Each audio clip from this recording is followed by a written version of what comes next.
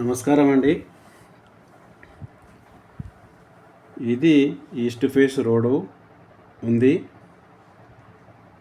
దీంట్లో ముగ్గురు అన్నదమ్ములు ఒకే ప్లాట్లో కట్టుకున్నారండి.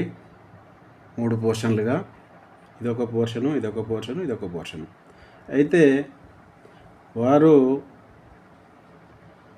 ఏ పోర్షన్ ఎవరికి ఉండాలనేది వాళ్లకు డౌట్ వచ్చి నన్ను పిలిపించడం జరిగింది. నేను వారికి చెప్పాను, ఈ ముందు భాగం ఉత్తరం నుండిది ముందు భాగము, ఇందులో థర్డ్ పర్సన్ ఉండాలని చెప్పాను. ఈ రెండో భాగంలో సెకండ్ పర్సన్ ఉండాలని చెప్పాను. ఈ చివరి భాగం ఏదైతుందో ఇందులో ఫస్ట్ పర్సన్ ఉండాలని చెప్పాను. ఎందుకంటే ఇది చివరగా ఇతను పెద్దవాళ్ళు ఉంటే వీరికి భరించే శక్తి ఉంటుంది మంచి చెడుని. కాబట్టి వీరు ఎప్పుడైనా చివరి భాగంలో ఉండాలి. పెద్దవారు, రెండో వారు మధ్యలోనే ఉండాలి, అందరికంటే చిన్నవాడు ఈ ముందు ఉండాలి అని చెప్పడం జరిగింది. చాలామంది కొంతమంది చెప్తున్నారు ఏంటంటే పెద్దవాడే అందరికంటే ముందు ఉండాలి, రెండో వాడు రెండులో ఉండాలి, అందరికంటే చిన్నవాడు మూడవ అతను ఇక్కడ చివరిలో ఉండాలని కొంతమంది చెప్తున్నారు. అది తప్పండి. అలా చెప్పకూడదు. 3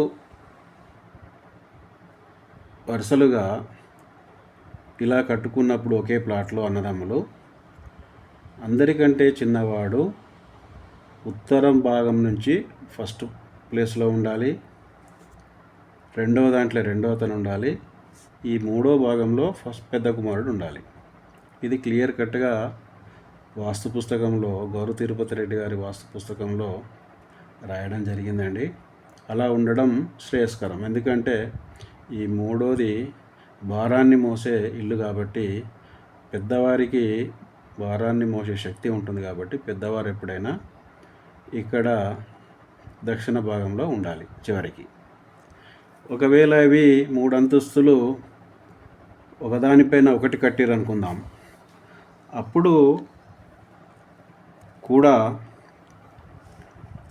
మొదటి వ్యక్తి అంటే వాళ్ళ అందరికంటే పెద్ద ఆయన ఈ కింది పోర్షన్లో ఉండాలండి. గ్రౌండ్ పోర్షన్లో సెకండ్ ఫ్లోర్లో సెకండ్ పర్సన్ ఉండాలి, థర్డ్ ఫ్లోర్లో థర్డ్ పర్సన్ ఉండాలి. ఈ విధంగా ఉంటేనే ఆ ఇంట్లో అందరికీ మంచి జరుగుతుంది.